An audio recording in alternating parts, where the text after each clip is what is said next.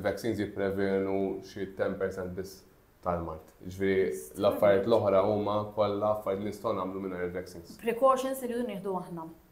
Normalment ħafna mill-vaccines on average jieħdu at least 10 to 14 days. Ġifieri jkollok biżejjed ċans biex tagħmel l-appuntament u nitkellmu jkollok ċans taħseb vaccines jkollok bżonn. Kif ukoll biex naraw ġieli jkun hemm ċertu vaccines li titgħodhom fuq xahar. Allura jekk tiġi ġimagħtejn qabel jaf ma tlaħħaqx fil-ħin. Aħna dejjem l-antana li kemm se jkun meta tmur titevja nagħmluha safe kemm se jkun. Imma fil-żed nkun preparati biex jittakiljaw li problems it may arise. U anka jekk il-problemi jkunu ta' ċertu livell fejn jistgħu jmorru għal l-affarijiet. Bażikament ikunu attrezzati biex jiddiljaw ma' kwalunkwe problema.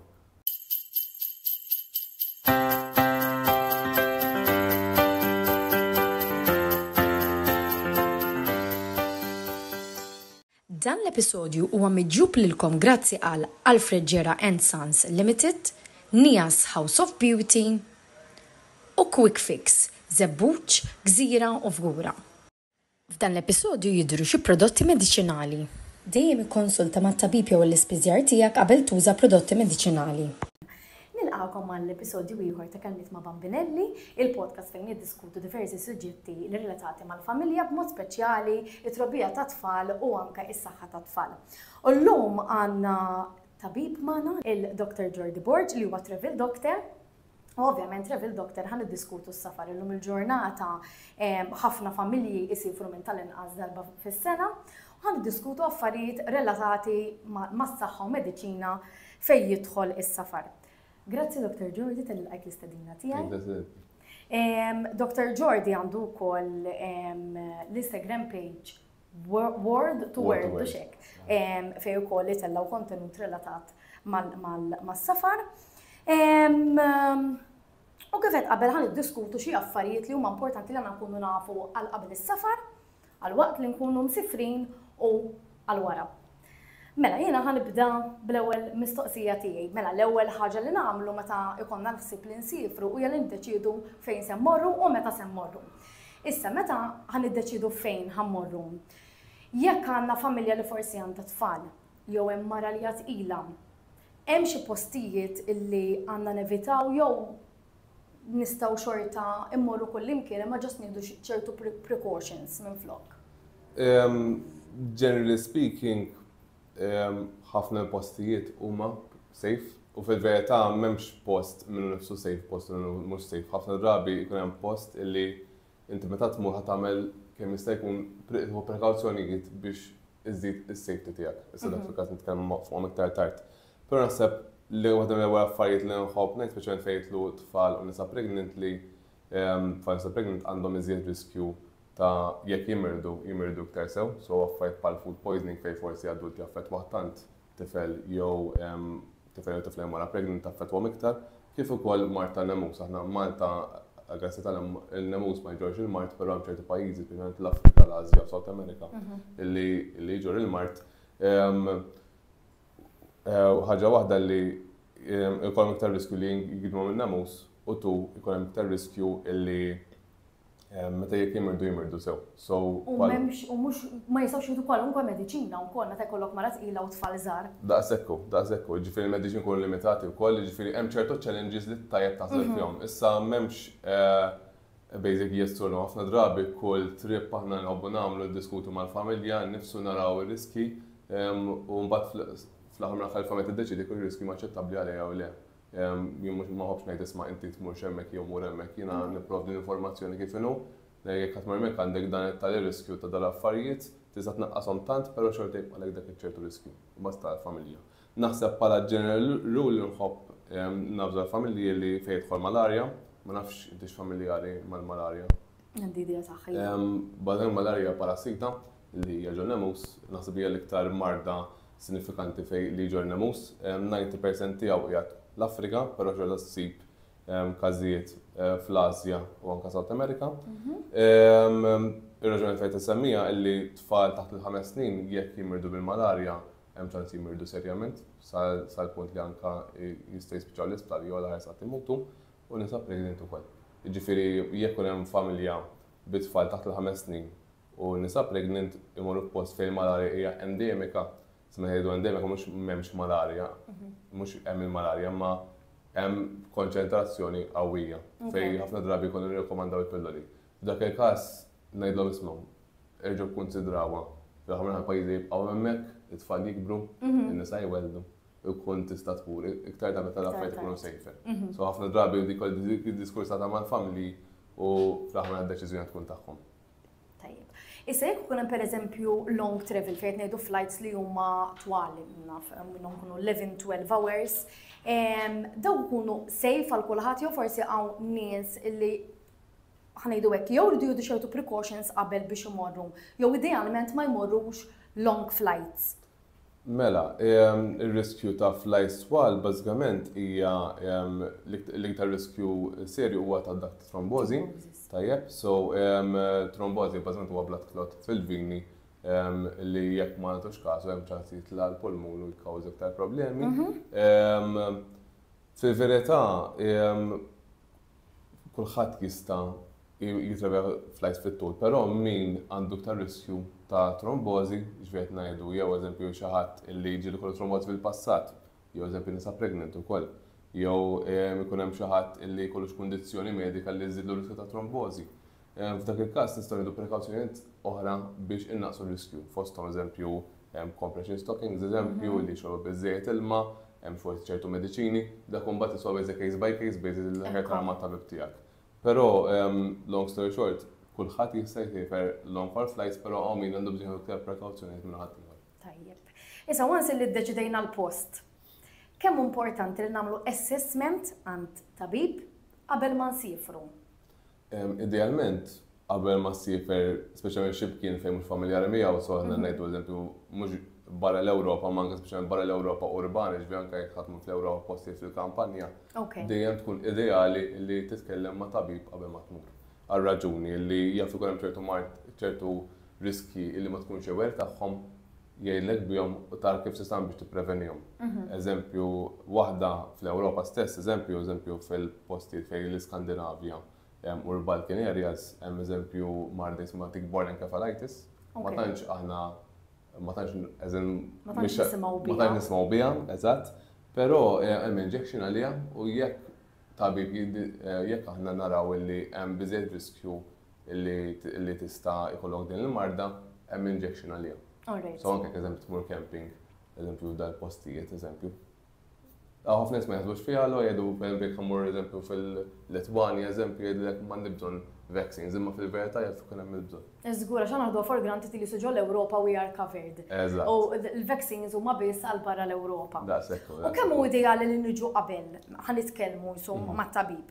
Jħobb nirkomanda at least 2 months before, għal raġuni li biex ikollok biżejjed ċans biex tagħmel l-appuntament u nitkellmu ikollok ċans taħseb vaccines ikollok bżonn. Kif ukoll biex naraw ġieli jkun hemm ċertu vaccines li titgħodhom fuq xahar, allura jekk qed tiġi ġimagħtejn qabel jaf ma tlaħħaqx fil-ħin. Kif ukoll sfortunatament ġie jkun problema ta' stock ukoll, jiġifieri jekk ikun hemm vaccine tkun rakkomandata, jekk tkun vaccine essenzjali, ma tkunx in-stock li jkun ftit ġimgħat ċans fejn ikun hemm ċans niġibuh u nkun nistgħu nagħtu l-vaccine. U fil-fatt kif qed nitkellmu l-vaccines naħseb hija li żjed mistoqsija lin nies jsaqsu, speċjalment meta jsifru barra mill-Ewropa.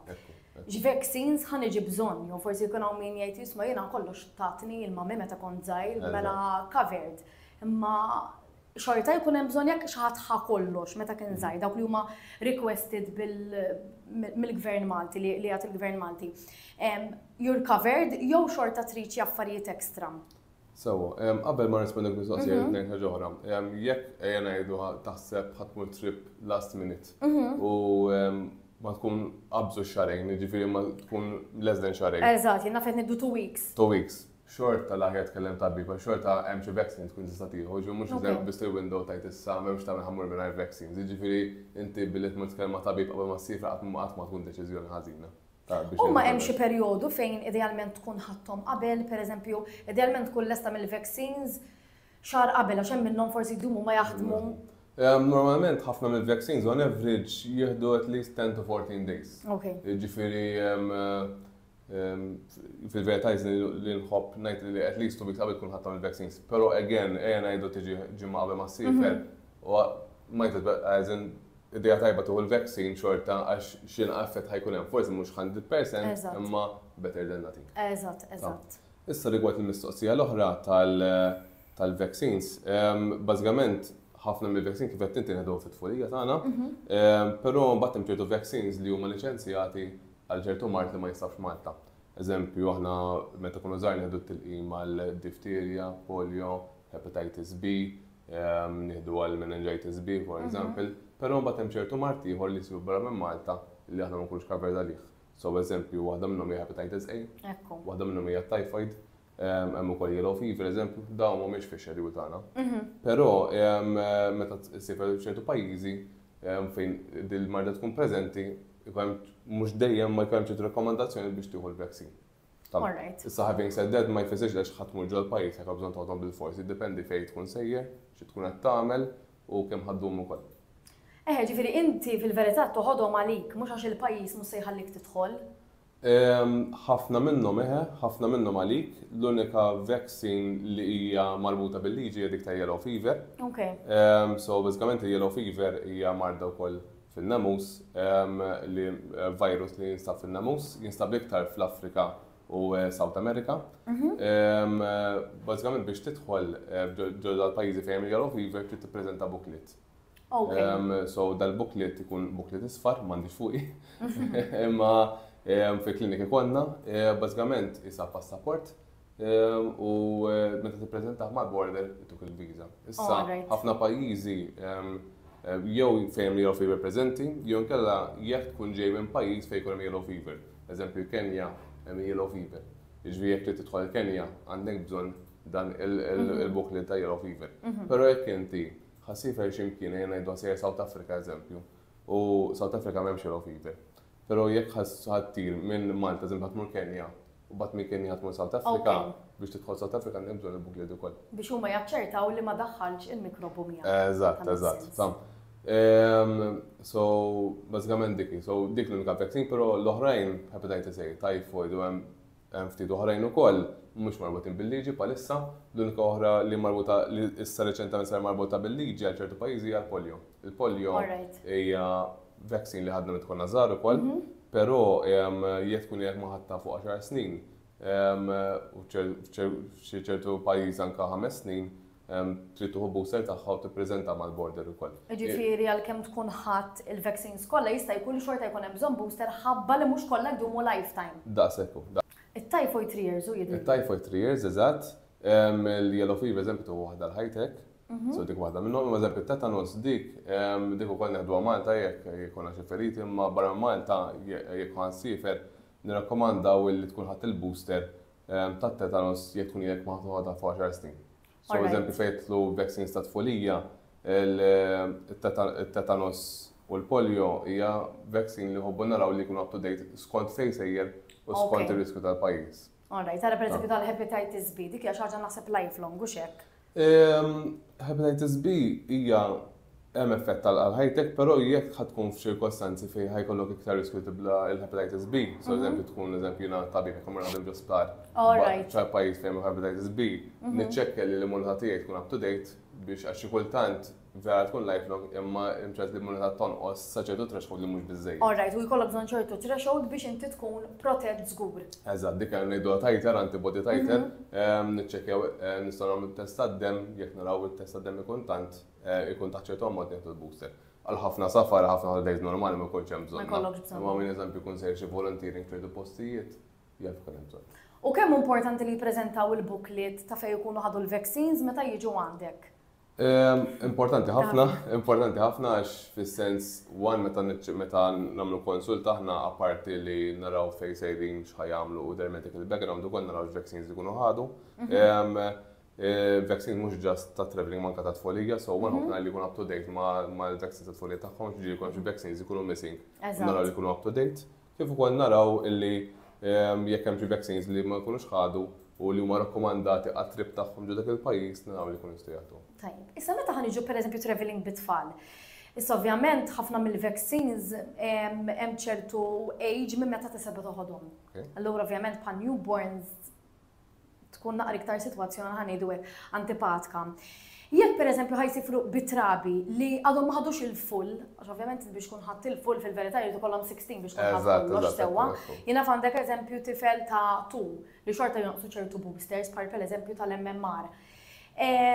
Xorta jista' jisifel peress ma jkunx għadu il-kors kollu tal-vaccine xorta jkun covered fuq pereżempju il-measles jekk ha one dose. Ekku. Mela, bażikament it-tfal meta jkunu idealment toħdu jsifru meta jkunu ġabdi jibdew jitlaqmu għal ċertu mart. Però jekk eżempju doża ta' measles xorta jkunu covered għax inti mbagħad bej l-ewwel tieni doża diġà jkollok livell ta' immunità tkun protett. So inti tieni doża measles tkun isa booster biex l-effett iżek testendi. So bej l-ewwel tieni doża ġast nistgħu nqisuh li qed ikun protett mill-measles. Però meta ġej tal-vaccines ta' safar, jiġri huma l-vaccines ta' safar ħafna minnhom huma liċenzjati minn tfal bej hemm ċertu vaccines minn 6 months il fuq, hemm ċertu vaccines minn 2 years il fuq. Jiġifieri bażikament toddler ta' 2 years jista' jew ħafna mill-travel vaccines li hemm available diġà, jista' joħodhom in between his schedule, jiġifieri m'hemmx għalfejn m'hemmx għalfejn jagħmel kors kollu sa ma jalaq 16 years. Hemm ċertu vaccines eżempju hepatitis A, hemm ċertu vaccines tajbin għat-tfal u hemm ċertu vaccines tajbin għal-kbar. Jiġifieri hemm tfal se jitlaqmu hepatitis A minn meta jkollhom 1 year il fuq. Alright. Jekk pereżempju ħajsifru baby taħt 1 year u ħajmorru jiddeċidu li jmorru l-Asja. Il-vaccines suppost jieħu sa 1 year joħduhom iktar malaj qabel isifru jew xorta jżommu l-istess schedule li kellhom huma. Jistgħu jżommu l-istess schedule tagħhom, ovvjament meta tieħu baby ta' 1 year hemm ċertu iktar riski li tajb kun jafu bihom, kif spjegajna l-ewwel fejn iktar riskju ta' ċertu mart, eċetera. So dejjem ħobna li apart il-vaccines jkunu preparati sew bi precautions, ovvjament jekk ikunu willing li jmorru, jekk dak li ngħidu su essential travel. Ġifieri jekk huwa ta' bżonn imbagħad naraw li apart il-vaccines jkollhom biżżejjed precautions biex iżommuh healthy il-baby li jmorru barra. Tajjeb. Issa apart il-vaccines naħseb li ħaġa li tiġina ġamoħna wkoll imbagħad se nieħdu magħna mediċina. X'ħanimlew x'għandna bżonn. X'inhi dik il-mediċini essenzjali li żgur għandna bżonn meta nsifru? Mela, naħseb meta nsifru tajjeb li jkollna kit żgħir m'hemmx għalfejn jkun kbir ħafna, ma tajjeb li nieħdu ftit mediċini bażi bħal jkollna d-dar, bħal jkollok il-medicine box id-dar, tkun waħda siment tkun barra. Bażikament affarijiet bħal painkillers, jkunu tajbin, eżempju affarijiet bħal paracetamol, Nurofen jaqblu miegħek dejjem eżempju jew anti-inflammatories. So painkillers dejjem tkun idea tajba kemm għal-denju kemm għal-doġieħ, kemm anke jkollok xi bħal sore throat u affarijiet hekk. Ukoll naħseb waħda mill-iktar problemi komuni fejn kol safar huma problemi bl-istonku, so affarijiet bħal diarrea, dardir, trimetti, so jkollok kit ta' affarijiet bażiċi ta' mediċini għalija, eżempju seċit ta' electrolytes, xi mediċini għad-dardir, eżempju forsi xi probiotics jgħinu għad-diarrea wkoll. Dak ħafna drabi jkunu tajbin jgħinuk biex at least immaneġġa sintom meta tkun barra. Ovvjament imbagħad il-virus kont il-post fejn ħadd tmur. Il-post fejn ħadd tmur kemm ħaddum u l-kondizzjonijiet mediċi tiegħek biex b'hekk eżempju tbagħt minn ċertu forsi ażma jekk jew inta tara tuħu l-inhalers miegħek, forsi tara li tuħux mediċin forsi kontra l-allerġija wkoll. Jekk tkun bagħad mill-allerġiji, dak imbagħad dejjem tajjeb titkellem mat-tabib għax tkun an individual case by case. Però naħseb l-iktar żewġ klassi ta' mediċini li essenzjali huma affarijiet tal-oġieħ, painkillers u affarijiet tal-istok. Tajjeb. U jekk hemm it-tfal hemm xi affarijiet ekstra li għandna naħsbu għalihom jew huma l-istess affarijiet li japplikaw għall-adulti? Bażikament japplikaw l-istess għall-adulti, forsi li tkun taf l-aħjar tkun taf il-pis tat-tifel tat-tifla li tkun taf id-doża id-doża toħda eżattax mill-esperjenza jisem meta nhar tfal fil-dab id-doża tkun inqas milli jifilħu għax forsi tkun drejt tihom kalkol tal-5 eżempju u bad kibru naqqa jifilħu ta' 7, at least anke tajjeb tal-ma tabib il-painkillers kif suppost li jkun barra. Jiena meta jsifru wkoll ħafna nirrakkomanda suppositorju affarijiet li mhumiex likwidi biex ikunu iktar easy to handle ukoll. Definitely. U ma jinkissrux u ma jqogħdux jinkwetaw li jista' jinkiser il-friskku waqt it-traveling pereżempju. Eżatt, nifhem. Affarijiet bħal suppositorju għandhom vantaġġ għax issa żommhom fil-bagalli ma jgħidux ħafna spazju kif qed inti jkun hemm minflok likwidu jkun hemm daw il-pills li jinħallu fl-sin, eżatt. Ta' sew dak ħafna drabi jkunu ħafna aktar ta' vantaġġ ukoll, però mbagħad ovvjament varja skont il-familja x'ikun hemm. Eżatt, u skont it-tfal x'jaċċettaw, ovvjament jekk it-tfal ma jaċċettawx suppositori tieħu l-mistura. Imma mbagħad nistgħu nfittxu wkoll misturi li ġiri jiġu taħt il-100 ml, pereżempju jkunu 100 ml bl-eżatt biex inti tkun tista' tgħaddi bihom. Eżatt. Għax naħseb l-ideali huwa l-mediċini sakemm m'għandhomx volum ta' iktar minn 100 ml. Ekku, fem fil-vantaġġ li jkun fi hand luggage li jkun dejjem għandek, għax ovvjament meta tkun insib dejjem għalaw xi affarijiet, eżempju tilef il-bagalli jgħidu ma jasal, so jekk titfal bagalli il-medical fil-hand luggage, one tkun in transit m'għandekx mediċini just in case, u tu jekk tagħmel ġrant minn ajrhom hemm ċertu eżin mhix daqshekk komda għalik mhux hekk. Speċjalment jekk ikunu xi mediċini l-persuna tieħu ta' kuljum, naf eżempju persuna tbati mill-pressjoni pereżempju. Ekku, jekk tuħu mediċini ta' kuljum tajjeb li jkollok jekk ħasib ġimagħtejn ikollok stok ta' ġimagħtejn, però mbagħad ikollok dożi ekstra f'każ li jew jintilfu lek xi affarijiet jew jaqgħulek jew ikollok xi delays, so dejjem tajjeb taħseb luna aktar. Tajjeb. U hemm bżonn li jkollhom xi first aid supplies magħhom jew huma fajt li jistgħu jinxtraw minn xi pharmacies minn fejn ikunu. Ifhem, tajjeb dejjem tkun preparat, naħseb ħafna mill-pari li nagħta ma jsifru, naħseb 70% minnu huwa ta' kif tkun preparat sew. Jiġifieri jekk tista' tella xi affarijiet ta' first aid, mhux affarijiet kbar, eżempju ftit plasters, eżempju ftit gares, forsi xi ftit ilma bil-mel biex tnaddaf jew ċertu swabs. Mhux ħajtellaw il-pis, ġifieri. Mhux ħajtellaw il-pis u jgħinu wkoll anke forsi li tajjeb jitellaw ukoll forsi termometer ukoll biex tiċċekkja għad-deni għax ħafna drabi diffiċli tkun taf kollha fid-dinja u li għasbin tkun f'pajjiż bisħan ikunu. Eżatt, jkun forsi jiġu jħarqu jkunu ħomor, jkunu qed jiġru. So dik tajjeb ukoll biex anke jekk għal tkun taf kemm anke biex tkellem tabib u anke ma' termometer u forsi xi ftit tweezers eżempju jkun hemm xi gidma tkun tista' tneħħihom. Tajjeb, eżempju xi gidma bix-xewka jew biex tkun tista' tajjeb. Issa ħafna nies, speċjalment ġo pharmacy, isaqsu għall-antibiotics meta jkunu ħajsifru għax ishom jippenikjaw illi jekk ħajaqbadhom xi ħaġa ħajkollhom bżonn l-antibiotic biex isibu tabib, tikkomplika ruħha l-ħaġa. Huwa rekomandat li jieħdu antibiotic magħhom meta jsifru? Nifhem kompletament l-inkwiet li jkollhom għax ovvjament meta tkun hemm sifer isek ma tkunx taf xi tista' tkun taf x'faċilitajiet ikun hemm u isek which in a good way taħseb ukoll fl-affarijiet li se jinqalgħu. So tajjeb ikollok il-mentalità. Però ħafna mid-drabi meta jkollok safra, daħna meta ngħidu safra qasira, ir-riskju li jiġri xi ħaġa jkollhom bżonn antibiotics ovvjament ikun quite low, jiġifieri jiena personalment dejjem nagħti l-parir li idealment tuħu parir ma' tabib hemmhekk qabel ma tuħu antibiotics, fis-sens jekk tuħu antibiotics għal xejn ċertu riski wkoll, ċertu riski eżempju jekk ma jqablux miegħek ma tkunx taf eżempju, so jkun hemm riskju ta' allergic reaction jekk qatt ma tkun ħadthom eżempju, jew inkella hemm ukoll il-proprjetà ta' antibiotic resistance, jekk eżempju jkun mikrobi li ma jaqblux mal-antibiotic hemm ċans li jikbru iktar, jiġifieri jien dejjem ta' fejn hu possibbli dejjem tiċċekkja ma' tabib f'każ tkun bżonn antibiotics. Għax it-tabib tal-lokali kollu iżjed informazzjoni ta' x'qed jaħdem bħala antibiotics. Daqshekk. Fil-post fejn qegħdin. Daqshekk, ġek ivarja minn post tal ieħor. Ngħidu kollox, hemm każijiet fejn ġieli nirrakkomandaw antibiotics imma tkunu każijiet fejn jkunu ta' safar fit-tul ħafna. U jekk naraw li l-benefiċċju li jkollhom antibiotics fuqhom ikun ikbar mir-riski li jkun hemm. Imma again it's a case by case basis jiena imma as a general rule normalment inħobb li aħjar issib parir ta' tabib qabel ma tibda l-antibiotics skont il-ħsieb tiegħek. Ġifieri naħseb importanti wkoll apparti naraw fejn ħammorru, fejn ħanduru. Xem viċin tagħna?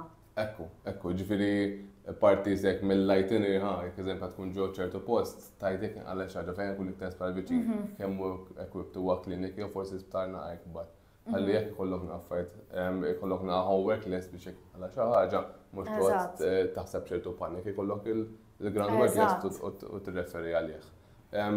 Relatata ma' dik ovvjament hija travel insurance. Naħseb ħafna saru jagħmlu għallhom ma dejjem sib xi min li ma jaħseb li jkun flus fil-ħela għax ma jkunx jużaha, ma il-mument li jkollok bżonn u l-mument li ma jkollokx insurance. Ġifieri dejjem tajjeb li one jkollok insurance li coverja għalek kollox fis-sens tara li l-insurance li għandek jikkaverja trip fej sejjer kemm ħaddum u nagħtibek li tagħmel ukoll għax ħafna drabi jkun il-fine print. All right, okay. So tajjeb li jiddej double check that qabel ma jsifru wkoll. Tajjeb, ġifieri jekk inti sejjer għall-argument skydiving importanti li dik is-semmi meta tkun ħadd tagħmel l-insurance. Eżatt. Tajjeb. Mela, issa naħseb nistgħu ngħaddu għall parti ta' waqt is-safar, ma nafx hekk hemm xi ħaġa li xtaqt iżżid ma ta' qabel. Forsi bħala mediċini, forsi ċertu affarijiet li jkunu tajbin, ċertu creams eżempju, ċertu creams ta' inflammazzjoni, eżempju creams ħfief, eżempju bħala hydrocortisone jew xi creams bħala antihistamin li lejna għal ċertu gdin. All right. Ma tkunx idea ħażina, ma dejjament again, mhux idea ħażina parti aħna parti mill-assessment li nagħmlu fil-bidu. One fejn naraw ir-riskju, naraw ukoll il-vaccines jkun hemm bżonn u parti mid-diskussjoni fil-mediċini wkoll naraw nara mhux mediċi jkun hemm bżonn is-safar tagħhom jekk xi qabel ma jaqbilx magħhom u fl-indikazzjoni jużawhom ukoll. So dak ikun kollu parti mill-isu pre-travel assessment. Jina ġaġa nirrekomanda ġejt bżonnhom meta sifirt u ma kellix darba minnhom huma il-blister sticks ta' żraben. Għax ġieli meta tkun imsifer timxi iktar fit-tul minn kemm nimxu Malta u ovvjament iż-żarbun ma jkunx imdorri għal dak l-ammont ta' ħin li qed timxi. So dak huma xi ħaġa konsepta mutli. Mela, waqt is-safar huwa idealment ma nimirdux sewwa dak huwa l-idea li jkollna ġemmu aħna, imma aħna dejjem nippreparaw għalih. U xi kultant meta niltaqgħu mal-Mart waqt li nkunu msifrin isna nippanikjaw iżjed. Il-fatt li forsi ġieli ma nagħmlux ir-riċerka qabel fejn hemm sptar jew fejn hemm tabib, aħna nkunu mdorrijin bit-tabib Malti allura forsi nsibuha diffiċli. Jew kun hemm language barrier fil-pajjiż li ħammorru pereżempju naf Poland ma jitkellmux ħafna bl-Ingliż, allura jisek tippanikja li ħassib tabib Pollak li ħajtkellem bil-Pollak. Imma il-Mart komuni, x'inhu l-iżjed Mart komuni li niltaqgħu miegħu waqt is-safar? Hemm naħseb mod ġenerali su l-istess Mart li qabdek Malta jistaqdek barra, jiġifieri naħseb l-iktar Mart komuni li tkun barra huwa l-istess Mart li qabdek Malta. So bħal irriħat eżempju, so forsi ftit xi gastric flus eżempju, so dak ħafna drabi jkun iktar komuni. Però naħseb imbagħad speċjalment fejn tkun safu barra l-Ewropa naħseb l-iktar problema komuni li kważi kull min isir jgħaddi minnha tkun dik ta' travelers diarrhea jgħidula. Bażikament tkun isu gastric flu bħalma jkun Malta, però peress li jkun ċertu mikrobi fuq ma sabawx Malta kapaċi jkun iktar qawwi mis-soltu. Ġifieri jekk tkun barra minn Malta u jgħaddek id-diarrhea ma jfisser jkun bla ħaġa eżotika bil-fors u ħafna drabi il-trattament tagħha tkun l-istess pa' ma toħsiba Malta, ġifieri affarijiet bħal li tikol ħafif li tevita ċertu żjud jew slazzi jew affarijiet bħal deri, sa ma jgħaddilek affarijiet bħal probiotics li jkunu kapaċi jgħinu wkoll affarijiet bħal electrolytes biex tirreplace l-ilma.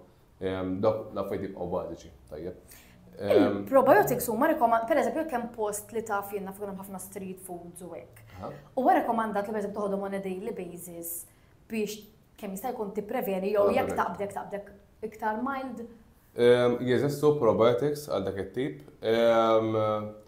Ma sax ngħidlek li hemm evidenza qawwija, però ikun hawn min li joħodhom u jisibhom tajbin. Bħala safety profile tagħhom huwa tajjeb ħafna, jiġifieri fis-sens riżultat side effects huma ftit li xejn li jkollhom, jiġifieri jekk hawn min ikollu stonku sensittiv u jixtiequ probiotics u bihom ħossu jmur tajjeb jiena personalment ngħidlhom tistgħu taħduhom. Ma bħala prevention ngħidu hekk mhix l-iktar ħaġa importanti biex tippreveni biex veni id-diarrhea fejn jidħol safar huwa iġiena tajba ġifieri taħsel idejk ta' spiss bil-ilma bis-sapun u iżom sanitizer fuqek u li tagħmel għażli taqlin fuq l-ikel u fuq l-ilma. Meta ngħidu għażli taqlin fuq l-ikel u fuq l-ilma, ġifieri eżempju semmejt l-street food, mhux ħadd tmur l-ewwel gabbana u tieħol l-issib. Mhux ngħid ukoll street food għax kun hawn min u mbagħad imur lek l-estrem ieħor. Nasa parti sabiħ mis-safar ukoll li tieħol l-ikel lokali. Eżatt. Però ta' ċertu ikelli huwa tanqas riskju. Tajjeb sew eżempju, ikelli wanej għandu iktar riskju mhux imsajjar. So inti l-mikrobi toqtolhom meta tsajjarhom. ħafna minnhom ma jgħidu hekk. So jekk eżempju ħatmur ġo gabbana u l-ikel ikun nej u min jaf kemm ilu hemm ċertu riskju. Però qed fuq gabbana oħra li hemm l-ikel li sajru frisk u qed jaħraq dak il-ħin dak ir-riskju huwa ftit li xejn. Tajjeb u anke bħala rule of thumb li ngħid il-klijenti li jsibu gabbana li huma busy ħafna jkunu busy, l-ikel ikun friskun dejjem għaddej. Eżatt. Speċjalment dawk li jkunu bil-postijiet lokali, dan aħna nagħmlu jekk imur ġo restorant ikun vojt. Jgħidu jkun naqra hekk. Imma eżempju tmur ġo restorant ikun mimli tgħid orrejt hawnhekk. Imexxi. Dejjem ikun hemm riskju ta' ġifieri, imma hekk ikun hemm riskju inqas. U fis-sens anke jekk tara li l-ikel ikun imsajjar sew minn ġewwa qabel ma tiekol u hekk dak tippreveni wkoll. Ħaġa oħra wkoll hija l-ilma. Hemm ċertu pajjiżi fil-tap water ma jkunx safe biex tixrob jew biex taħsel l-affarijiet, so jekk eżempju tixtieq tikol xi frott. L-aħjar flok tu xi frotta li tak xi ħadd, frott li tista' tqaxxru bint iżem banana, l-arinġa. Li jkollhom naqra l-qoxr iktar ħoxna u li ma tittikilx. Eżatt, għax dak taf li ta' ġewwa jkun nadif. U anka l-ilma idealment tixrob bottled water minn flok it-tap water. Il-bottled water importanti jkollu siġil tajjeb għax jekk ma jkun siġillat hemm ċans li xi ħadd qabad fiex tkun vojt imlieħ u tajjulek. U ma tkun tkun differenza bejn tap water u l-bottled water ħafna mid-drabi.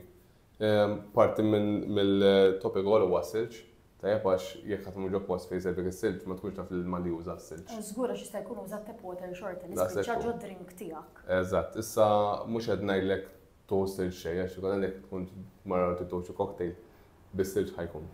Imma tittażin naqra postijiet fejn ħatmur, so eżempju jekk ħatmur ġiex imkien fejn se ma taf l-standards tiegħu wieħed ikun xaġa bis-silġ, kemm se jkun tevita s-silġ, ma jekk ħatmur ġob post fejn forsi għandu reviews tajbin, huwa biżi bin-nies. U żgħar li ħajkollu standards tajbin għax jaf li jekk ma jħossib l-ilma hemm ċans jaqla xi ħaġa n-nies mbagħad il-kelma tiġri issa bil-internet illum jekk xi jaqbdu xi ħaġa ma la jgħid xi review ħażina, so qed ikun hemm dak ukoll dak ta' accountability wkoll. Però fejn tista' tevita s-silġ dejjem tifitaħ. Ekku. Mhux ngħidu hekk ma ħadu xi cocktail waħda jew tnejn ħajrilek xi ħaġa bil-fors. Tal-sebbet dejjem huwa element aktar ma toħu minn aktar mir-riskju. Alright, u fejn hemm dal-postijiet li tap water mhux safe. Meta tiġi biex taħsel sninek u tlaħlaħ ħalqek, tista' tużah it-tap water f'dak il-każ jew idealment tuża xort ukoll il-bottled water. Ifhem, idealment xorta tuża l-bottled water fejn hu possibbli għax jekk tlaħlaħ ħalqek bit-tap water xorta meta tebla jista' jidħol ftit minnu, ġifieri jkun hemm każijiet rari ta' xi ħadd li jkun bela xi food bela xi poisoning minn hemmhekk, jiġifieri imma veri imma fejn jista' tuża bottled water minn flok dejjem aħjar. Żgur għax inti li stess ħadd laħlaħ it-toothbrush bit-tap water, il-mikrobi baqgħu hemmhekk. ġo toothbrush hemmhekk. Ekku, u ħaġa oħra wkoll li bħala drinks ukoll affarijiet li ma sejf ma affarijiet bil-bottijiet, jiġifieri ma b'ngħid eżempju tista' birra tajba biex tixroba għax tkun issiġillata fil-bott ovvjament tal-bott ikun nadif.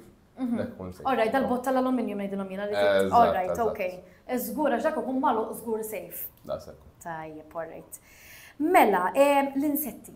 L-insetti u l-malarja, kif nistgħu nipprevenu il-qdim ta' insetti u anke l-malarja? Kif għedna l-ewwel l-insetti barra manta speċjalment jiġu ċertu mart li tajb ikun nafu bihom, ġi jkun fejn pal-parassiti, pal-malarja, jkun hemm xi viruses, bħal ma semmejna bronchiolitis jew yellow fever. Fil-verità hemm diversi modi kif nistgħu nipprevenu. So l-iktar waħda sempliċi hija li prevenu l-ingidmu. So jekk tevita l-qdim tal-insetti, dejjem ħadd naqas ir-riskju. Sa ma jfissertek mek inżett waħda jgħaddek xi ħaġa, ma iktar ma tingidem iktar hemm ir-riskju. Naħseb iktar insetti komuni huma l-mosquitoes, però hemm ukoll hemm il-qordien ukoll. Però fuq mosquitoes iktar ħaġa li nirkomanda hija ma' diversi affarijiet, waħda l-insect repellent. So meta tmur post fejn hemm nus u taf li jiġu dat tip ta' mart, idealment tnaqqas ir-riskju tingidem bil-insect repellent. Issa mhux kwalunkwe insect repellent jaħdem għax hemm uħud għandhom l-evidenza li huma effettivi uħud le. Hemm ħafna tipi differenti on the market, però l-aktar li sabbu li huwa effettiv hu dak li għandu at least 50% DEET. So DEET D-E-E-T hija ingredient ġol insect repellent u hija għandha l-aqwa evidenza li hija effettiva li it repels aw kif tgħid bil-Malti.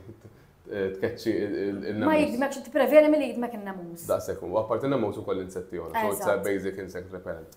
Nirrakkomanda li japplikaw fuq fejn ikollhom il-ġilda esposta, ġifieri m'hemmx fejn tapplikaw taħt il-flok u affarijiet hekk. Imma eżempju jkollok il-t-shirt tapplika fuq idejk, tapplika fuq sajk bil-shorts, tapplika madwarqok, u fuq wiċċek idealment titfavli u tapplika hekk għax.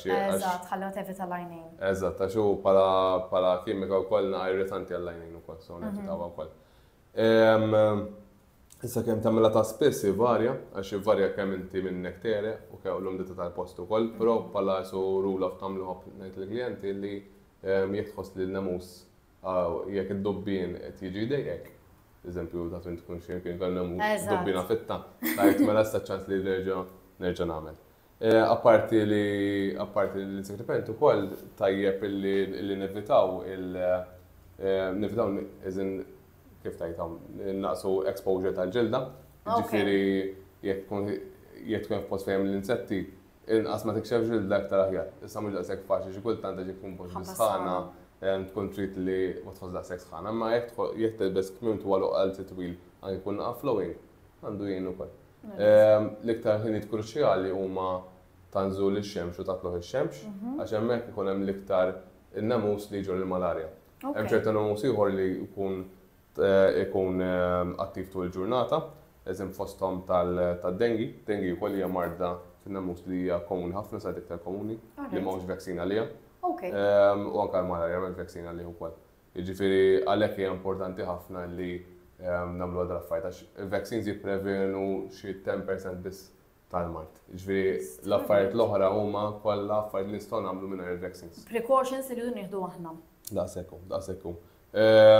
So, apparti l-insect repellent u l-ħwejjeġ, meta noqdu wkoll tajjeb li nużaw mosquito nets, postijiet għax anke bil-lejja tkun hemm tkun għaddej. Issa nħobb ngħid ukoll jekk eżempju tkun ħassifer fit-tul jew ma tkunx taf x'assib, illi ġew mosquito net miegħek. Għax ma ħafna postijiet jirrekomandaw li jkollhom mosquito net u mbagħad tmur jkollhom it-toqob kbarek u ħafna drabi jkollhom ma jkunux daqshekk effettivi. So, eżatt, u dak huma available biex tixtrihom u maħfif biex iġġorhom huma compact, ġifieri ma jieħdu ħafna spazju huwa investiment, fis-sens ħafna nies jixtru waħda u sservihom għas-safar tagħhom for the next few years. Hawn min tista' tagħmilhom naqra insecticide ukoll fuqhom li jkun isu kimika li jwaddab in-namus, però anke mingħajru wkoll ġej jkun ħafna effettiv. Hemm diversi rimedji wkoll li jinstemaw għan-namus bħal garlic, vitamini, gin and tonic, apps, buzzers, dawk kollha mhux ħanejlek ma jaħdmux, imma m'hemmx evidenza li biex ngħidlek bidi fuq qalbi li jaħdmu. Jiġifieri jekk tieħu gin and tonic ma tkun sifra, well and good.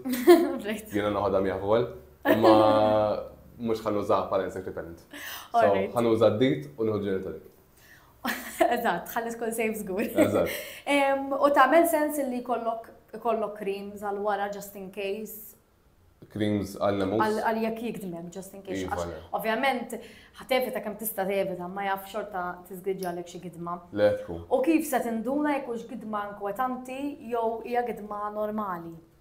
Mela, rigward il-creams, mux diħazina jkollok xi cream ħafif miegħek ta' inflammazzjoni, pa' xi hydrocortisone, jekk eżempju jkollok xi gidma fuqha ta' pillakana għartejn dik il-inflammazzjoni lokali. Eżatt, biex ma toqgħodx tħokka. Eżatt, anke speċjalment ta' tfal biex jħokku għam miżiċ li tinfettalhom tinfjammalhom.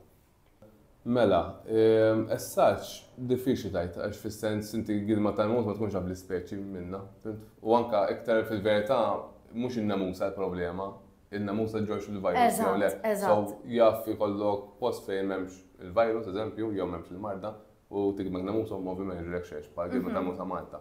Imma jaff, mill-gidma mhux tkun taf jekk hux il-namusa hija marida jew le. Jiġifieri jekk gidmet namusa u għedha jinna f'post fejn hemm prone li n-namus u l-insetti jġorru il-mart, ħanaqbad nagħmel il-krim u nħallija u nistenna x'jiġri, jew l-aħjar immur niċċekkja ma' xi tabib jew klinik whatever waqt li nkun hemmhekk biex naċċerta ruħi li jiena safe.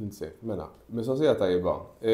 Fil-verità il-problema ta' dal-mart li ma joħroġlokx mill-ewwel. Hemm element ta' incubation period. Jiġifieri jekk tikbek namusa tkun li bil-marda jaff joħroġlok sanka ġumatejn tliet ġimgħat wara. So hemm ċans anke tiġi Malta u mbagħad wara jaqbdek. Jiġifieri ma tantx hemm skop li ħadd tmur tittiġa tabib għax gidmitek namusa.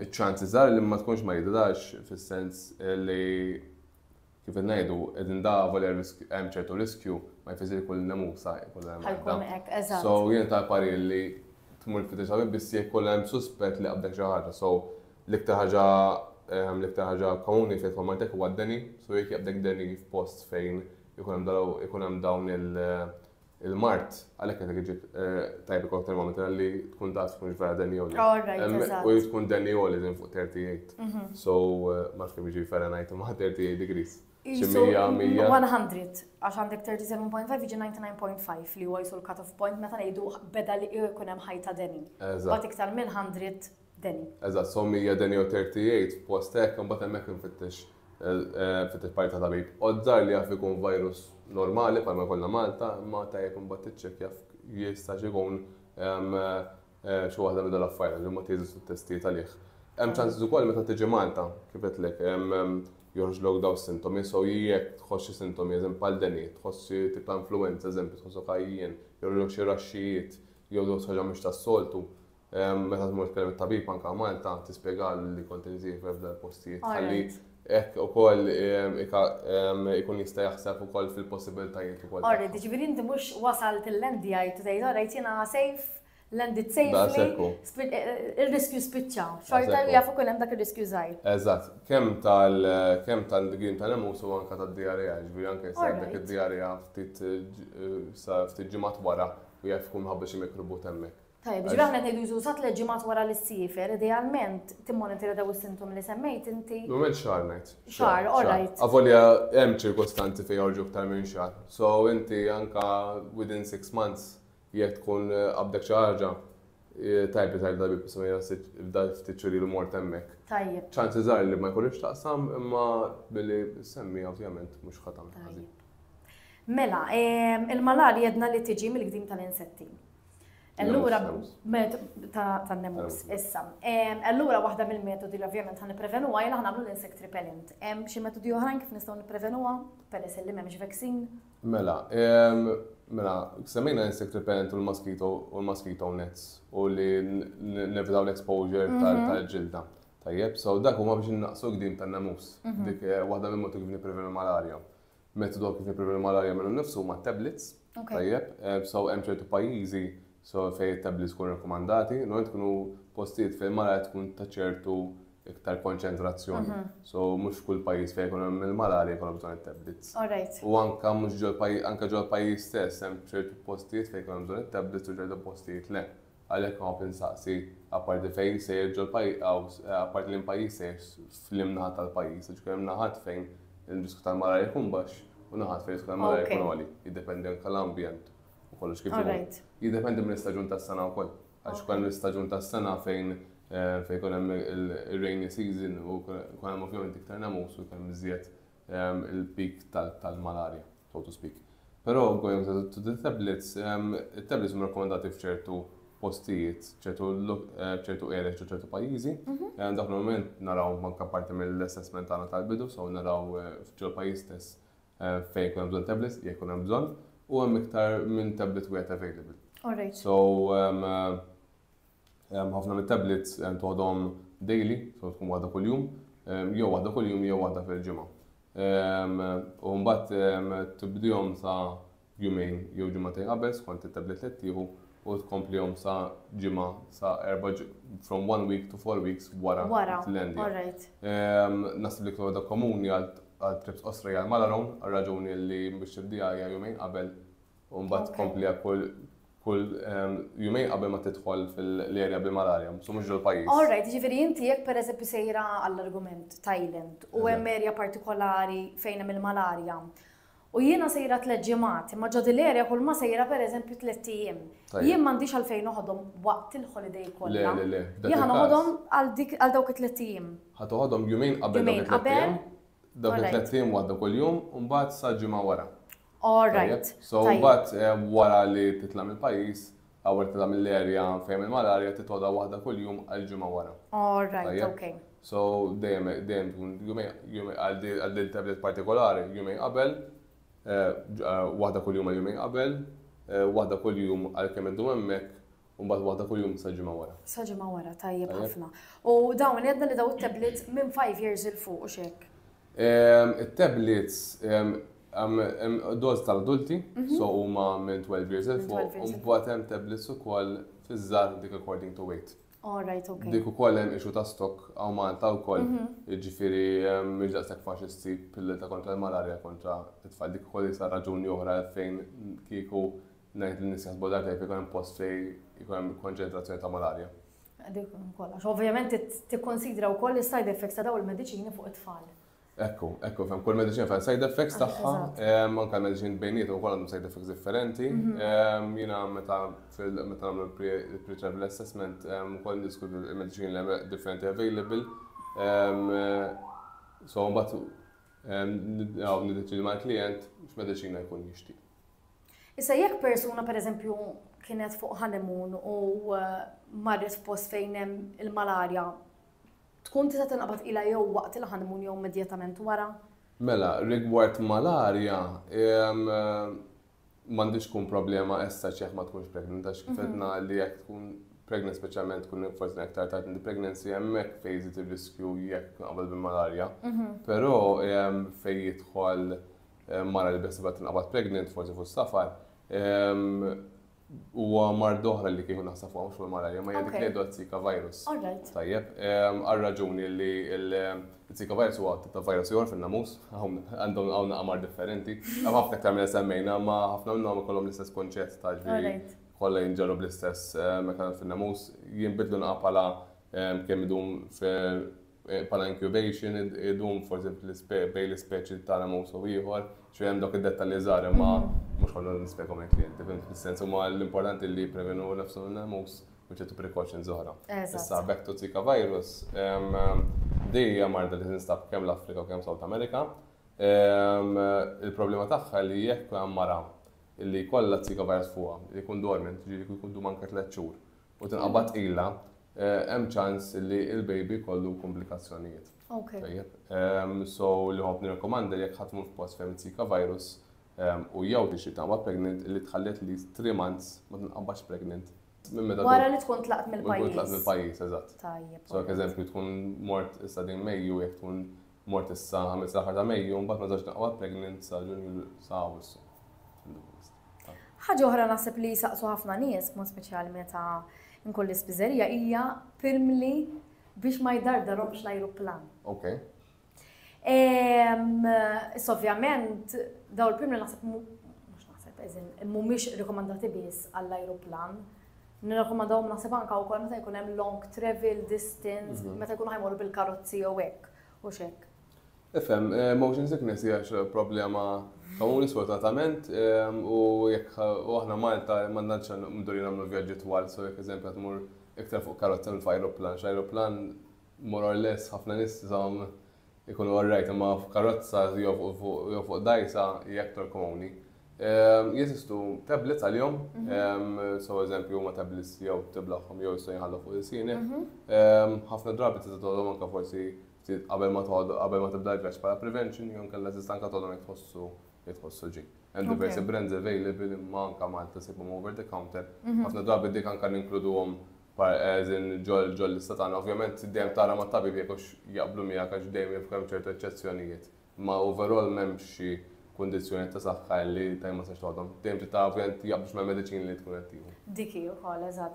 U jekk xi ħadd ibati ħafna motion sickness, nirrakkomandaw li joħodhom kuljum jekk forsi ħajrkeb il-buses kuljum jew ħajmur ġo xi theme park. Jiddependi. So jiddependi motion sickness kemm hu qawwi, jiġifieri jekk il-motion sickness ikun qawwi li jekk jirkeb fit-tul biss jekk ikun vjaġġ twil ieħor. Jekk imur fuq xi theme park u jkun jixtieq jitla' fuq kieku kieku għandu motion sickness bit-theme park ikun nevitahom in the first place. Imma so dejjem ħobb mur di aspekt fejn nista' nippreveni, imma jekk tixtieq tmur ma tixtieq tippreveniha mbagħad jeżistu eżin tista' tibgħat toħodha biex tara kif tmur. So it depends fejn l-iktar li jistaqbel motion sickness, jiġifieri jekk eżempju ma jkun ħafif imma mbagħad kemm dar dawn għall-bass u daqshekk m'hemmx fejn toħol il-mediċina kuljum. It depends kemm ikun qawwi in what circumstances. U hemm xi prekawzjoni oħra nistgħu nieħdu biex nevitawha motion sickness naħseb as-saġġ. Tant xi faċli biex tippreveniha, forsi li tara jkollok tieqa miftuħa jkollok dan iċ-ċirkolazzjoni tal-arja illi every now and then jekk tkun tista' kontrollant illi tieqaf naqra mal-ġemp għal ftit minuti. Ma dik ovvjament jekk ma tkunx issuq inti wasal tikkontrolla. Tara li tikol ħafif, so ma tħux affarijiet kbar, eżempju li jdadruk, affarijiet ma tħossokx imburma qabel eżattu. ma they are only very simple measures, ġifieri ħafna drabi tkun tibati minnha it's difficult to really prevent. U fit-tfal jaf ibatu aktar minnha milli mill-adulti. Fit-tfal hemm hawn mediċini sojdu minn ċertu età. Ekku. U hawn anke il-travel bins. Ovvjament ir-riċerka tagħhom mhix b'saħħitha daqs kemm hija għat-tablets imma l-inqas xi ħaġa. Ekku, fehmek isbuha effettiv. Why not fis-sens? Why not, eżatt. Ekku.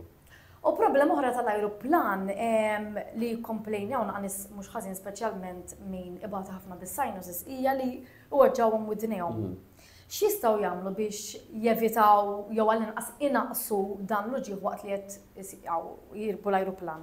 L-uġigħ tal-ajruplan hija bażikament tibdil tal-pressa. So eżempju meta tkun qed sea level imbagħad titla' inti ħabba l-cabin ikun pressurized ikun hemm ċertu tibdil tal-pressa fl-arja u dik tħossha infatti udnejna ħafna drabi nħossuha u min ibati bis-sinus kapaċi li anke hawnhekk uħoss tibdil tal-pressure ukoll. It-tfal huma ġeneralment iktar sensittivi għaliha. Għat-tfal li nirrakkomandaw l-ewwel huma simple measures, so affarijiet fejn isek tipprova equalize il-pressure fil-widna xi drabi jkun hemm żbilanċ bejn pressjoni ta' barra tal-widna ta' ġewwa tal-widna li tikkawża l-uġigħ. So li ma ġenam nibgħu we equalize it hija kunċett simili bħal diving ukoll ma nafx. Min imur jodos naħseb jifhimni dik il-kunċett tal-equalizing. So fejn l-adulti jista' jfoqhom nieħerhom. So bil-mod. Ma tfal eżempju bess ma jkunx jafu kif tistgħu jew eżempju tihom xi bottle eżempju jibdew jixorbu minnha. Jew forsi tfalna kbar forsi jkollhom chewing gum biex jomodu. Jew xi affarijiet hekk. Jeżistu sprays ukoll għal biex iżomm miftuħin, però nirrakkomandhom biss jekk ikun hemm xi ċertu tip ta' problemi qabel is-safar, eżempju jkun hemm xi blocked nose qabel ma jsibu, so mhux just ikunu completely healthy u ħajmorru u jafhem dik iċ-ċans. Jekk hemm dak iċ-ċans, I would recommend they start with the simple measures, imma jekk tara li jkollok xi eżempju affarijiet bħal problem b'sinus jew blocked nose qabel ma ssifer, hemm bad nirrakkomanda jkoll li tuħu xi spray bħal decongestant, ovvjament titkellem ma' tabib qabel biex tara li U dan tagħmlu xi ftit żmien qabel jew tista' tagħmlu just a quick puff qabel titla' l-ajruplan? Idealment tagħmlu ftit sigħat qabel ħalli jkun jista' jibda jaħdem nara. So mhux ħaġa li ħadd tkun ta' instant relief. Imma jekk ikollhom block nose tfal qabel magħhom l-spray tajb li jieħdu l-spray anke few days qabel ma jsiru. Mhux ħadd jieħdu minkejja mhux ġast ħabba l-ajruplan manka li jew mhux ħajn. Eżatt biex ikunu clear minn neħerhom. Mela ftit qabel fil-bidu li bdejna jidher li semmejt ir-rabies. X'inhi eżatt ir-rabies? Mela rabies hija mard oħra issa di mhux fin-namus. Okej, ejja l-nas. Di tinstab fil-bżieq tal-annimali, so tal-mammals. So bażikament tinstab l-iktar annimali li aħna għandna kuntatt magħhom ma' klieb, tates, rarament forsi xadini u anke frifet il-lejl. Issa hija marda rari, però hija serja ħafna, jiġifieri jekk hawn annimali kollu rabies. U da jista' jiġi transmess għal bniedem jekk il-bżieq tagħhom jiġi kuntatt taħt il-ġilda tagħna. Jiġifieri jew ta' gidma eżempju jew girfa, iktar ma tkun qawwija gidma ovvjament hemm iktar riskju tagħha. Hija kif hija rari ħafna, però jekk jaqbdek jekk ikun trasmess minn annimal għal bniedem tista' tgħid li kważi se tkun fatali, ġifieri ftit hawn nies li jsalvaw minnha. Hija prevenibbli b'diversi affarijiet. L-ewwel nett hija hemm vaccine għaliha tar-rabies, hemm 3 dożi dik toħodhom fi żmien xahar għalhekk għadhom raġunijiet jekk tkun rekkomandata għalik. Idealment ma tiġix ġimgħa qabel ma ssifer. U wkoll jekk ara qatt ma jkollokx il-vaccine tingieda hemm it-trattament ukoll għaliha. Hemm ukoll vaccine wara dak ngħidu post exposure u anke hemm ċertu immunoglobulins ngħidu nkunu li qed li immunità mill-ewwel biex ikunu jisom antibodies biex juqtlu il-rabies virus mill-bidu.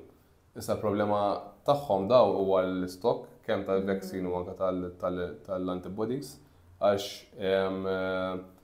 kemm Malta mhux dejjem issib il-vaccine available u anke jaħdmu post li forsi jkun il-bot għaw fiżin jkun il-bot minn ċertu servizzi, mhux dak faċli ssib, tipo jkun hawn min li eżempju jkun ċertu pajjiż biex jsir ġo pajjiż ieħor biex imur jfittex lill-mediċina. All right. So it's quite a big hassle li jekk għala ta' inkidem minn annimal li jkun hemm riskju ta' rabies. So the best thing is li tevita li tinkidem. Mhux hekk eżatt. Li ħobna nagħti parir fejn l holidays ostra. Holidays ostra ma ħobx nirrekomandah b'mod rutina għal diversi affarijiet. One, il-cost tagħha u tul l-availability it's quite an expensive vaccine, mhux kwad tkun jaffordja.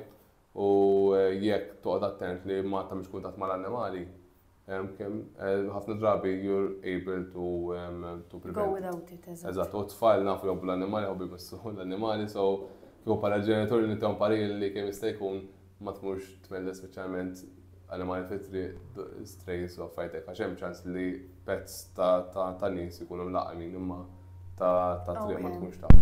Żgur, eżatt. U either way anke jekk tingidem minn annimal tajb tabib mhux ġas ħabar rabies imma anke biex tara naqra l-ferita u anke hemm bżonn xi antibiotics jew affarijiet hekk. It-tfal dil-vaccine jistgħu jieħduha? Iva, dik mhix ċejn l-età ma hija mhix 1 year, 2 years il fuq huwa available ukoll. U l-oħra, l-antibodies, dik ma tistax iġġorna miegħek just in case. Le, dik hija norċa ġal sibġu klinika biss. Okay, all right. U rabies vaccine jista' jinġar imma ovvjament jingħata minn professjonista trid jitħallat u jingħata, so ma tantx tista' ddora fil-medical kit. Ikun hawn tobba li jmorru fuq ċertu spedizzjonijiet li jkollhom imma mhux ħadd il-vaccine ta' rabies il-familja biex. Lill-familja biex toħodha eżatt just in case. Normalment fejn jidħol meta f'każi fejn nirrekomanda f'każijiet fejn jkun forsi ċertu riskju aktar li jkun kontatt mal-annimali, eżempju volunteering mhux animal shelters, volunteering ma' ċertu zoos u affarijiet. Forsi dawk li ħemmorru safaris, eżempju fil-wild jew. Normalment ma tax nirrekomanda l-affarijiet hekk għax fil-verità jekk ħatobdi l-gwida Eżatt, il-gwida jgwidak. Eżatt, fis-sens safari espensa ħad tiġi close mal-annimali, imma mhux ħajt tkun dik id-distanza fejn hemm ċans li jmut, sakemm ovvjament ma tagħmel xi ħaġa li ma jtikx parli. Għax mort ħafna surprises, tara annimali up close, imma mhux ħadd mut mellisom ma tmur dan. S'istat ma jtlaħt imelles il-jum. Żgur li mhux ħadd mellis il-jum. Tispiċċa li klatija u naħseb. U rabies l-inqas problema tkun. Żgur. Ma jkollokx ċans taħroġ lek ir-rabies. Ir-rabies ħaġa li toħroġ immedjatament jew ukoll għandha l-incubation period tagħha? Għandha incubation period twil ħafna, ġieli toħroġ fi żmien ġimgħa, ġieli toħroġ fi żmien xhur. Jiġifieri anke għalhekk kon hemm iċ-ċans imbagħad tfittex l-antibodies jew l-immunoglobulin. Eżin jekk tkun imlaqqam, ma jkollok bżonn l-immunoglobulins, però ġiet tkun bżonn doż tal-vaccine wara. Però l-incubation period hija twila ħafna. So hawn min anke hemm ċans jiġu Malta biex jifittexa, imma wkoll anke Malta kapaċi jkun hemm diffikultà ta' stock, jiġifieri tispiċċa tagħmel terġament għaliha tispiċċa. So as in li tu l-vaccine ħaserra moħħok iva, ma mbagħad at the same time trid tikkunsidra affarijiet bħal cost u jekk hux worth it toħodha meta just a simple prevention would be enough. U nammaġina li imbilli tkun ħadd il-vaccine xorta ovvjament ma tmurx fej xadin u tħallihom jikdmu. Definitely. Ġdar rabies għas waħda mill-ħafna affarijiet li jista' jkollhom, eżempju xorta hemm marti u li jista' jiġi transmess minn ġura gdin mhux hekk. Ġifieri il-precautions xorta għandek toħodha malkemm tkun protett mir-rabies xorta tittevita. Għax forsi jkun hawn min jaħseb li teoret mela jiena nista' tipo naqbad magħhom ix-xadin jew hekk. Le, mhux hekk, idealment ma tagħmilx dan affarijiet. Anke fejn jidħol il-konsulti tagħna ħafna nies ma jistaqsuni l-vaccines ikun hemm bżonn. Jiena iżu jekk indum ma preżent kellna nofsija, jekk nagħmel 10 minutes fuq il-vaccines u 20 minutes fuq l-affarijiet l-oħra li jista' jinqalax. Kif kont qed ngħidu, the vaccines are just the tip of the iceberg. Ekku. Ma nafx hekk hemm xi kundizzjonijiet oħra li ma naħseb ilqatna ħafna mill-iżjed komuni, ma nafx hekk hemm xi kundizzjonijiet oħra li wieħed għandu jkun jaf dwarhom u jekk ikun msifer. Bħala Mart qed ngħidu. As such, dawk li iktar riski, mbagħad li forsi nista' nsemmi wkoll li ma forsi ma tantx ikun relatat huwa l-altitude. Ejwa, kont ħansaqsik għaliha fil-fatt. L-altitude meta titla' ċertu għoli pensu kemm nuqqas ossiġnu, il-ġisem jirrispondi mod differenti u kapaċi tħossom ma tiflax minħabba fiha. Però ma jidhirx li tfal għandhom aktar riskju mill-adulti, it-tnejn fl-istess riskju qegħdin. L-aħjar mod kif tipprevenija li titla' bil-mod. So normalment jekk ħadd tmur titrakkja xi montanja, tkun taf għax ġiet attent, ġiva affarijiet bħal dardir, ejja, affarijiet bħal ġieħ ta' ras. Dak dejjem tajt tkellem mal gwida x'huma jkunu esperjenzati ħafna u tara li tixrob biżejjed ilma u toħodha easy, ġifieri kemm se tkun u tkun onest ukoll, ġifieri jekk ma tkunx tħossok sew importanti titkellem ma' dak. Aħjar tieqaf u titkellem. Eżatt. Però again, bej tfal u adulti ma m'hemmx dik id-differenza kbira. U anke dik l-importanti hija l-acclimatization, ġifieri jekk tkun l-iktar naħseb l-iktar eżempju pratiku istantik, eżempju ħafna jmorru l-Peru. Meta jmur Peru fil-Capital City huwa fejn il-baħar, huwa Lima, u mbagħad il-fejn Machu Picchu huwa Cusco. So il-lokalità jisma' Cusco hemm flight bejnietom u l-għoli ta' Cusco huwa xi 3500 meters. So dak huwa l-high altitude. So jekk ħad mur familja l-Peru, waqt il-Lendja Cusco, dawk nirrekomandalhom jagħmlu jumejn kwieti ġol lokalità kwieti ma jagħmlux ċertu treks jew ċertu mxijiet wali li kemm iduru naqaf fil-lokalità u jieħdu easy ħalli ġisimhom jidra nuqqas ossiġnu. Għax imbagħad hemm ħafna trails sbieħ hemmhekk fejn il-Peru eżempju u jekk ħadd il-Lendja tibda tmur timxi hemm ħadd tħoss ħafna diffiċli. Alright. U ġeneralment qed tiġini f'moħħi ftakart meta kont sifirt jiena fil-muntanji fis-silġ. Ġeneralment aħna nassoċjaw l-użu ta' sunblock ma' holiday fix-xemx, bil-baħar, fejn morru bħal Malta fis-sajf. Kemm importanti l-użu ta' sunblock fuq muntanja anke jekk hemm is-silġ? Importanti ħafna. U għadna jekk mill-esperjenza wkoll. Għax kif qed tgħid inti ma tiġix moħħna li nagħmlu sunblock fejn jidħol is-silġ. Ġa nassoċjaw ma' sħana, ma' sajf, ma' dlik. Ma hemm fis-silġ hemmhekk hemm diversi hemm żewġ problemi. One, pers li iktar fil-għol il-UV jkun iktar qawwi, u two, pers li s-silġ huwa abjad jirrifletti iktar ir-rejs, jiġifieri ir-raġġi li jiġu mas-silġ jistgħu riflessi fuq hekk. Dak li ma tindunax u mbagħad tiġi l-aħħar tal-ġurnata tħoss biċċa vampanar u l-unika biċċa li jkollok barra ħafna drabi. Sekku. So strong recommend infatti minn nikkonsulta li jmur da postijiet ngħidlhom li użaw is-sunblock u tinsewx tagħmlu. Għax ovvjament dak li ma tħossux mbagħad wara. Mbagħad wara nixtieq. Tajjeb. Mela biex nagħlqu għal wara s-safar l-ewwel semmejt xi grupp ta' sintomi li għandna nqogħdu attenti f'dawk is-sitt xhur jekk terġa' tgħidulna naqra ħalli dak li jkun. Mela, jekk tara jkun ġejt mar mis-safar ikollok affarijiet bħal deni, so jkun spin deni qawwi jew deni ma jgħidx jinżillek. Affarijiet bħal diarrea persistenti, jew diarrea bid-demm, jew diarrea b'ġieħ ta' żgħar, jew tara li jkollok raxxijiet, jew affarijiet bħal sintomi ta' influenza, jew ġieħ fil-ġogi, jew ġieħ ta' ras. Fi żmien, speċjalment fl-ewwel sitt xhur, wara tkun ġejt lura, idealment meta kwalunkwe każ anke jekk għaddi sena, jiġifieri dejjem titkellem tabib, imma speċjalment jekk ma jgħaddew sitt xhur li tafdal it-tabib li tkun sifirt dan il-pajjiż. Just biex nkunu naħsbu fiha. Tajjeb, other than that ma nimmaġinax li hemm precautions oħrajn għal wara as-saġġ. Għal wara le ma jidhirlix just imbagħad ovvjament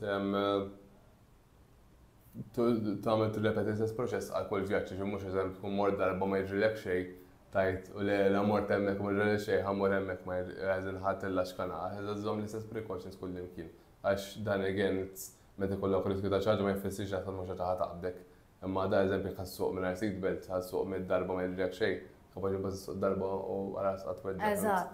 So dejjem iżomm l-istess habits tajbin għal kull trip. Jekk tagħmel hekk ħadd naqqas riskju hemm tista', ovvjament dejjem jekk ikun hemm punti ieħor ukoll li jekk jinqala xi ħaġa fis-safar m'hemm tħossok guilty għaliex iżek kont traskurajt, ovvjament jiddependi xi tkun għamilt, imma jekk tkun għamilt dak kull istajt u jidin jaf ikollok ftit diarrea hija normali.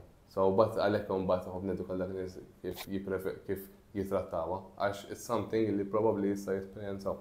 So għana dejjem l-lantana li kemm se jkun meta tmur titevja nagħmluha safe kemm se jkun. Imma fl-iżgħet inkun preparati biex jittakiljaw li problems that may arise. U anke jekk il-problemi jkunu ta' ċertu livell fejn jistgħu jmorru għal dak l-affarijiet. Bażikament ikunu attrezzati biex jiddiljaw ma' kwalunkwe problema fis-safar. Tajjeb, ma nafx kellek xi ħaġa oħra xi żżid qabel nagħlqu. ċaġa ġitni f'moħħi meta tkun diskutu vaccines, u meta konna żvijajna naqra li hemm ċertu vaccines illi mhux kulħadd ikun jista' jieħu. So eżempju, minn ikun immunocompromised jew il-mediċina tal-immune system, hemm ċertu pajjiżi illi jafkun iktar ta' riskju għalih. Da jiġi mal-istess kategorija ta' nisa pregnant, so minn imbagħad immune system baxxa, hemm ċertu pajjiżi fejn il-malarja eżempju jew fejn ċertu mart bil-namus, jaf ikun ta' higher risk. So iktar importanti għalih li jieħu ċertu precautions iktar. Però hemm ċertu vaccines, eżempju yellow fever hija vaccine li hija live, so mhix rekomandata minn ikoll immune system baxxa. Meta ngħidu live għax ikun hemm virus ħaj imma modifikat. Eżatt, ikun attivat, allura jaf jagħmlu iktar sara. So f'dak il-każ jekk kun hemm post fejn jixtieq immunity yellow fever hemm l-exemption form. So eżempju tabib jista' jiċċertifika li huma jistax yellow fever u jista' jidħol ġol pajjiż xorta dik il-karta, tajjeb, so ma jfissirx li hemm ċertu pajjiżi ma jistax jidħol ġo fihom. U ovvjament kif edna l-ewwel li ċertu postijiet jieħu aktar precautions forsi minn din normal healthy għadet. Il-leqbadna fuq il-vaccines, għax jiena wkoll ħsib ġax mistoqsijiet. Ġieli jiena tal-każ, pereżempju jkollok bżonn tieħu xi erba'. Dan tkun tista' pereżempju tieħu xi ħaġa minnhom f'appuntament wieħed? Mela. U kemm titħalli bejn waħda u oħra jew appuntament ieħor? Mistoqsija tajba ħafna. Vaccines hemm tipi differenti, so kif għandna jew fever hija live vaccine attivat. Affarijiet bħal hepatitis A u l-typhoid huma inactivated. So bażikament ikun hemm jew il-frak tal-vaccine jew il-frak tal-virus jew ikun il-virus magħtul, so dawk fil-verità ma jkunux live. As such, l-inactivated vaccines kollha jista' jingħataw f'daqqa, so tista' anke tieħu 4-5 f'daqqa. Mhux ħadd affettwa side effects, jiġifieri mhux għax tkun ħadd waħda tkun ħadd 5, ħadd tkun ħadd 5 times the amount of side effects. L-unika ħaġa importanti li naraw li fejn jidħol vaccine kien nisbatu bejn huma live vaccines. So live vaccine ma tistax tieħu iktar minn waħda 4 ġimgħat il bogħod minn xulxin. So jekk qegħdin tieħu żewġ live vaccines tispazzjon bal-inqas b'xahar. So eżempju l-MMR hija live vaccine ukoll, jekk eżempju rajt li għandi bżonn doża tal-MMR u doża yellow fever ħanaqsamhom lok għabba ġimgħat apparti. Ma tantx ovvjament dejjem type sar skont vaccine jkun bżonn, il-maġġoranza huma inactivated. Mbagħad jien ħobb ħalli fidej klijenta u min ħobb jgħodhom eżempju tlieta f'daqqa. No rari tgħu bżonn tgħu aktar minn tlieta at one go. Ukoll min jixtieq jispazjahom nara, ħobb ħalli dak li jkun anyway dik ukoll tajjeb illi tiġi qabel ħalli kollok the time li toħodhom bil-mod. Ovvjament naħseb l-unika ħaġa li jkun hemm meta forsi tieħu tlieta f'daqqa jalli jdejk ħadu ġokna iktar nimmaġina jew xorta l-istess. Diffiċli għax ikun fis-sens skont il-persuna wkoll. Ekku, skont il-persuna m'hemmx dik l-evidenza x'kun ħadd tlieta tħollu iktar side effects minn waħda. Però kif qabel suġġett ta' side effects għax ħafna jsaqsuha u ma tħallix fiha, illi bħala side effects kemm il-live vaccine u anke tipi differenti tal-vaccine li inactivated jew il-frak tal-mikrobi, eccetera, kollhom simili, so l-iktar ħaġa komuni li kollok idejk jibsa kif semmejt inti, però jafhem ukoll xi forsi headline, għajja, forsi oġġek ta' ras, ħajta deni, ħafna drabi it's only up to 24-48 hours u bil-paracetamol jew bil-kalpol ikun biżżejjed. Da bħal kull vaccine jew ta' tfulija. So m'hemm xejn differenti bejn il-vaccines li tieħu ta' xedju ta' tfal u travel vaccines. Having said that, ukoll dejjem ikun riskju vera rari illi jaf ma jaqbilx miegħek xi ingredient minn ġol vaccine. Dan japplika l kull mediċina li tieħu għal kull ikel li tieħu. Semma ta' jħobb insemmija li jekk jitlek xi raxxijiet jew xi tornez ovvjament kellna mill-ewwel ħalli induk il-kura li jkun hemm bżonn. U sintendi idealment il-vaccine ma toħodix jekk tkun ma tiflaħx, jekk ma tiflaħx. Ekku, speċjalment fejn jidħol il-yellow fever u fejn jidħol il-live vaccines li jekk tkun bid-dinja ma tiflaħx dik aħna nagħmlu checklist biex naraw li inti tkun fit li toħodha. Għalhekk ukoll again huwa importanti li tiġi qabel għax jekk tiġi dakinhar ma tiġi fit toħodha jtuk ċans il-kupa biex toħodha. So hemm ħafna variables għalfejn aħjar ma tħallix għall-aħħar għax jekk hemm jew il-problema ta' stock, jew għax ma tiflaħx, jew għax bżonn aktar minn waħda. Iktar ma taħseb kmini, iktar aħjar, iktar tkun preparat. Daqshekk. Għandek xi take home messages? Fil-verità, bħala take home messages, precaution huwa kollox, ġifieri ħafna drabi jekk tagħmel precaution u homework sew ikollok trip tajba, u dan meta ngħidu precaution mhux ħadmu bil-mentalità ħajġu l-affarijiet. you just put them at the back of your mind, illi jekk għal istatin għalaw, tkun taf fil-dinja magħhom, so bil-dinja biżżat nofsu armat. Imma mhux segli tinfaxxara sekk ma taqsam. Eżatt. Jew li tispiċċa tmur holiday u tispiċċa iktar anzjuża fuq l-affarijiet. Daqshekk, u aħna għalhekk qegħdin aħna mhux biex nżidu l-ansjetà, anzi biex il-riskju ninformaw dak li jkun, nieħdu deċiżjoni flimkien u kemm se jkun jekk 10% riskju eżempju naqsu 5 jew naqsu 2. Eżatt. Tajb, grazzi ħafna Jordan tal-informazzjoni li għaddejtilna. Thank you.